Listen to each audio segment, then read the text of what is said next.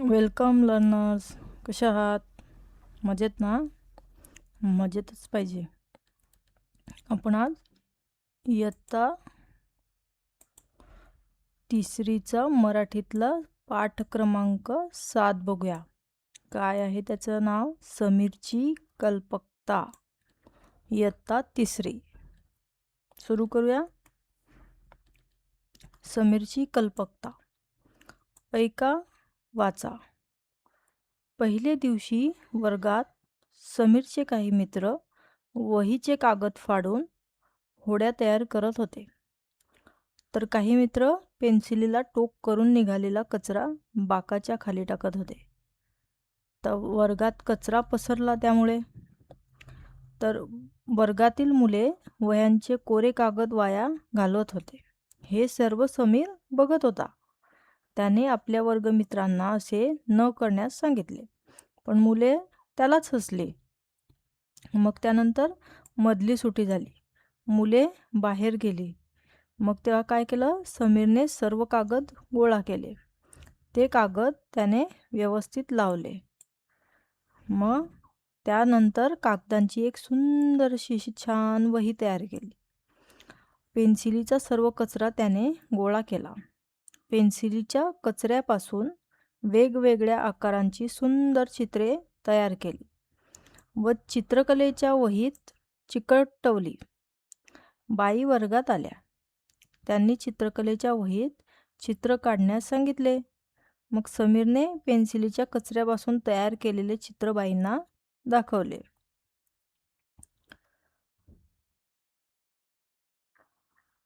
बाईंना समीरची कल्पकता व चित्र दोन्ही आवडले. कल्पकता म्हणजे काय?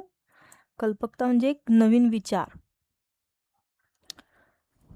तेव्हा पुढे समीर घरून येताना समीरचे कल्पकता व चित्र त्याला आवडले. त्यानंतर दुसऱ्या दिवशी समीर घरून येताना एक रिकामे खोके व एक बरणी घेऊन आला. खोक्यावर लिहिलं होतं त्याने, मी कागदासाठी आहे. बरणीवर लिहिलं होतं, मी पेन्सिलीच्या कचऱ्यासाठी आहे. ओके.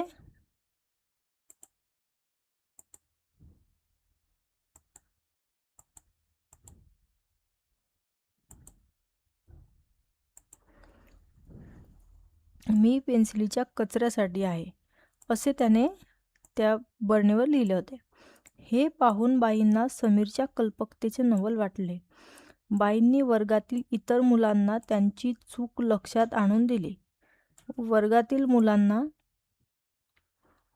मुलांना समीरची कल्पना खूप आवडली. मग त्यानंतर समीरच्या कल्पकतेतून टाकाऊपासून टिकाऊ ही संकल्पना वर्गात रुजली. टाकाऊ म्हणजे एक खराब झालेली वस्तू आणि त्यापासून बनवलेली वस्तू म्हणजे टिकाऊ वस्तू. ही संकल्पना वर्गात रुजली. संकल्पना म्हणजे ती विचार, जे समीरने सगळ्यांना शिकवला. आणि रुजली म्हणजे तर ती प्रचलित झाली, म्हणजे सर्वांना आवडली, सर्वांनी ॲक्सेप्ट केली. वर्गातील सर्व जण कागदांचा योग्य वापर करू लागले. पेन्सिलीच्या कचऱ्यापासून विविध चित्रे तयार करून त्यांनी आपला वर्ग सजवला. त्यानंतर बाईंनी सर्वांचे कौतुक केले ते सगळं बघून. ओके. तर समजला का तुम्हाला हा धडा? आपल्याला काय शिकायचं यामधून? तर आपल्याला हे शिकायचं आहे, समीर जसं कागद वाया घालवत नव्हता, तसंच आपण पण कागद किंवा इतर वस्तू वाया घालवू नका. आणि त्याने जशी त्याची वर्ग स्वच्छ केला, तसं स्वच्छता राखणे ही आपली प्रत्येकाची जबाबदारी आहे. आपलं पर्यावरणाचं संरक्षण करणं ही आपली जबाबदारी आहे. तर मग आपल्याला त्यातून काय शिकायचं आहे? तर टाकाऊ वस्तूंचा योग्य वापर करून पर्यावरणाचे रक्षण करा आणि कल्पकतेने नवीन व उपयोगी वस्तू तयार करा. ओके. जसं समीरने केलं. समीरने कसं पेन्सिलीच्या कचऱ्यापासून चित्र केलं, तसं तुम्ही पण काहीतरी टाकाऊ वस्तू असेल किंवा काही पण असेल, त्यापासून तुम्ही टिकाऊ वस्तू तयार करण्याचा प्रयत्न करा. यातून काहीतरी शिकायचा प्रयत्न करा. ओके. समजलं?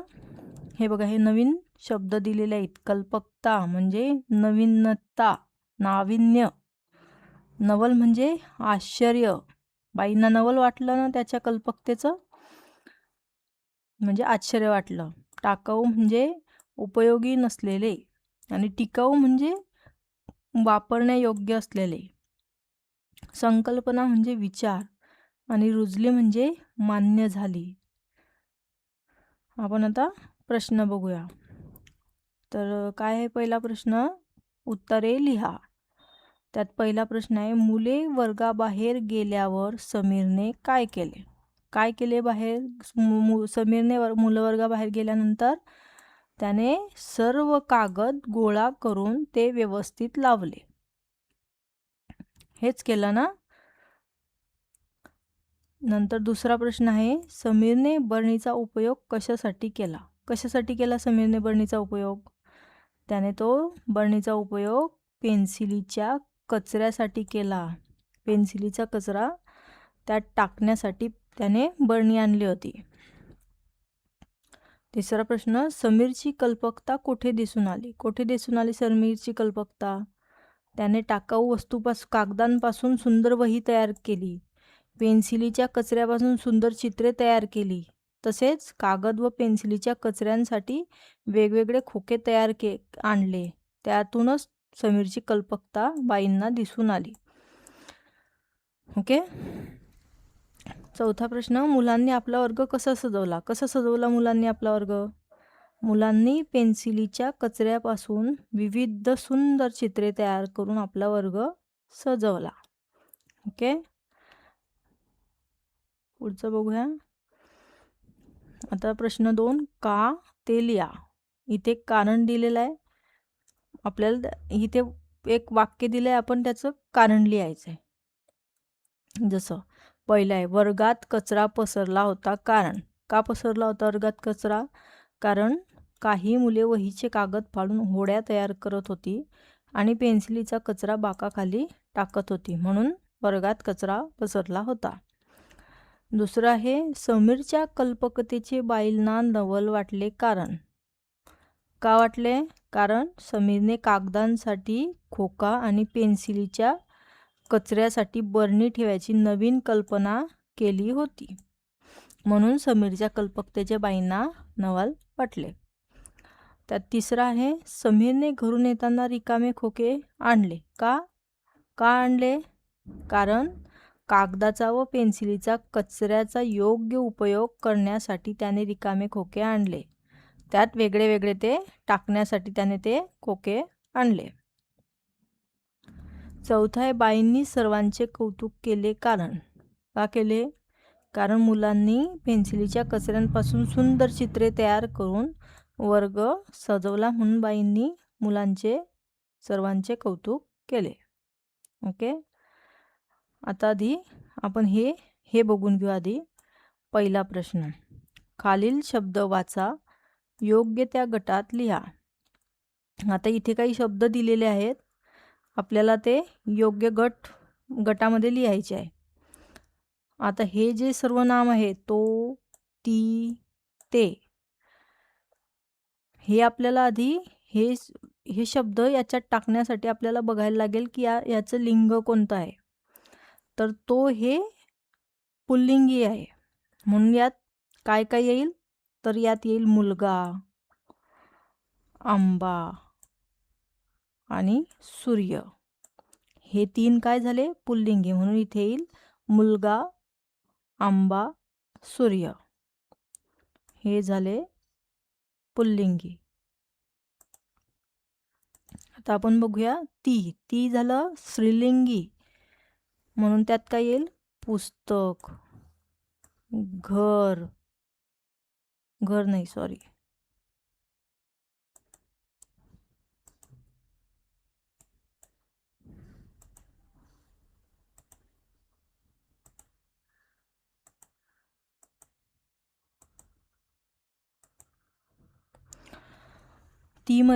ती काय झालं? स्त्रीलिंगीमध्ये काय येईल? तर वही दिलेलं आहे.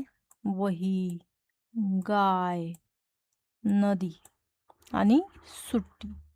सुट्टी म्हणतो ना आपण, मला सुट्टी लागली, मला सुट्टी आवडते, म्हणून सुट्टी काय येईल? तर ते येईल स्त्रीलिंगी, म्हणजे ते येईल ती मध्ये येईल. ओके. आता आपण बघूया ते. ते हे काय झालं? नपुंसकलिंगी झालं. ओके. तर मध्ये ते मध्ये काय येईल? ते घर, ते कागद, ते चित्र, ते खोके इथे येईल. ओके. हे बघा इथे दिलेलं आहे मी. तो मध्ये मुलगा, आंबा, सूर्य हे झाले पुल्लिंगी. ती हे सर्वनामामध्ये काय येतं? वही, गाय, नदी, सुट्टी स्त्रीलिंगी झालं. ते हे सर्वनामामध्ये काय येतं?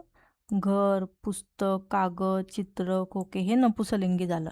सर्वनाम आपण पाहिलेले आहेत पावसाच्या कवितेमध्ये. ओके. काय असतं सर्वनाम? नामाऐवजी वापरला जाणारा शब्द म्हणजे सर्वनाम. म्हणजे जर आपण बोलत असोल, समीर स्कूलमध्ये गेला आणि समीरने कागदांच्या वही बनवली, तर आपण काय म्हणू शकतो? समीर शाळेत गेला आणि त्याने कागदांची वही बनवली. ओके. तर आपण आता हे प्रश्न बघूया पुढचे.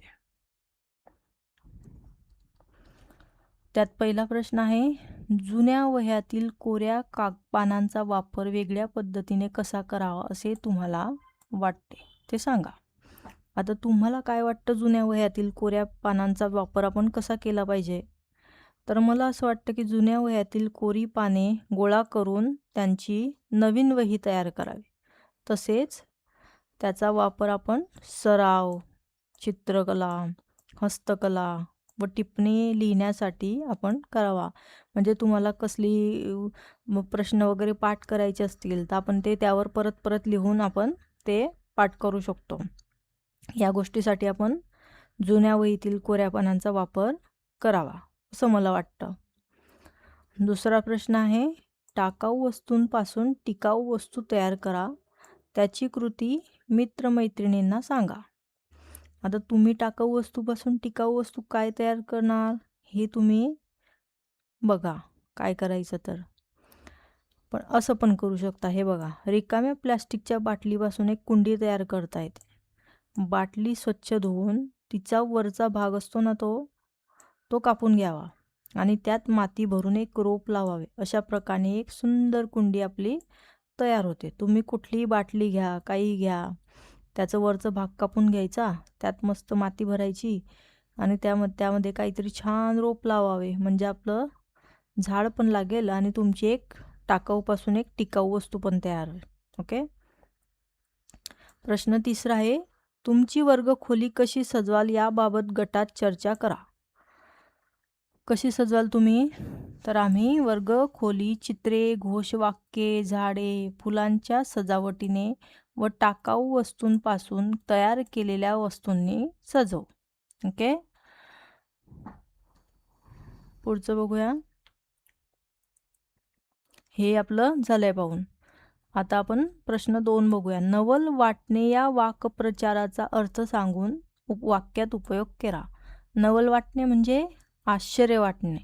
तर आता वाक्प्रचार म्हणजे याचा अर्थ लिहायचा असतो आणि त्याचे एक वाक्य तयार करायचं असतं. हे बघा, असं अर्थ काय आहे? तर आश्चर्य वाटणे. वाक्य काय आहे? तर समीरची कल्पकता पाहून बाईला नवल वाटले. हा नवल वाटले हा शब्द त्या वाक्यामध्ये यायला पाहिजे. ओके. असं याला आपल्याला वाक्प्रचार लिहायचे असतात. समजलं? आता आपण हे बघूया. पुढचा प्रश्न. पहिला प्रश्न, तुमच्या घरातील टाकाऊ वस्तूंपासून कोणत्या कोणत्या टिकाऊ वस्तू तयार करता येईल त्या वस्तूंची नावे लिहा. तर आपण बघूया. प्लॅस्टिकच्या बाटलीपासून आपण फुलदाणी पाहिली, कुंडी कशी करायची. जुन्या वर्तमानपत्रांपासून कागदी पिशवी तयार करता येते. रिकाम्या डब्यांपासून पेन्सिल स्टँड बनवता येते. जुन्या कपड्यांपासून आपण पिशवी शिवू शकतो, ते बनवता येते. आईस्क्रीमच्या काड्यांपासून फोटो फ्रेम तयार करता येते. ओके. तुम्ही अजून काही बनवता येत असेल तर बघा. दुसरं आहे, वर्गातील व शालेय परिसरातील कचऱ्यांचे तुम्ही काय करता ते लिहा. काय करता तुम्ही? मी वर्गातील व शालेय परिसरातील कचरा पेटीत टाकतो. कागद व प्लास्टिक वेगळे वेगळे गोळा करतो. परिसर स्वच्छ ठेवतो व इतरांनाही स्वच्छ राखण्यास सांगतो. तुम्ही करता का असं?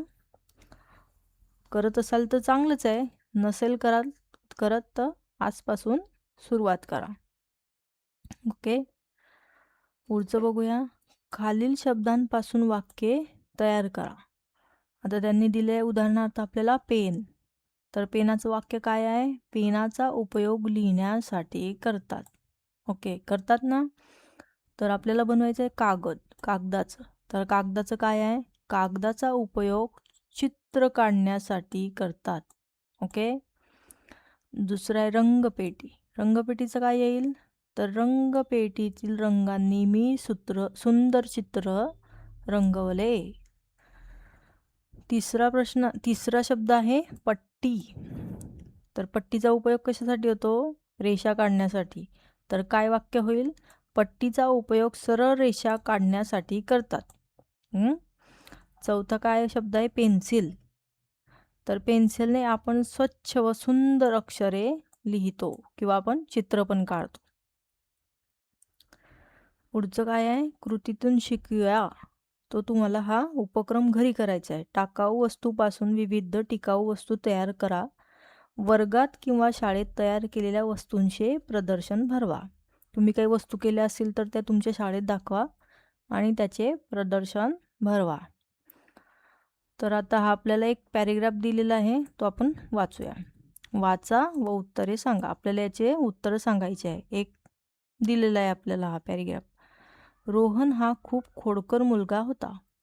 तो इकडे तिकडे कचरा टाकायचा, तर कधी हात न धुता जेवायला बसायचा. हे शिक्षकांच्या लक्षात आले. शिक्षकांनी परिपाठात स्वच्छतेचे महत्त्व समजावून दिले त्याला. मग चांगल्या सवयी लहानपणी लागल्या तर आयुष्य सुंदर होते, हे रोहनला त्यांनी सांगितलं. मग रोहनला आपल्या चुकीची जाणीव झाली. तेव्हापासून रोहन नियमितपणे कचरापेटीत कचरा टाकायला लागला व हात धुवू लागला. आपली पुस्तके सुद्धा नीट ठेवू लागला. आता रोहन सर्वांचा आवडता झाला. आता आपण त्यावर पण प्रश्न दिलेले, आपण ते प्रश्न बघूया. रोहनचा स्वभाव कसा होता? खोडकर.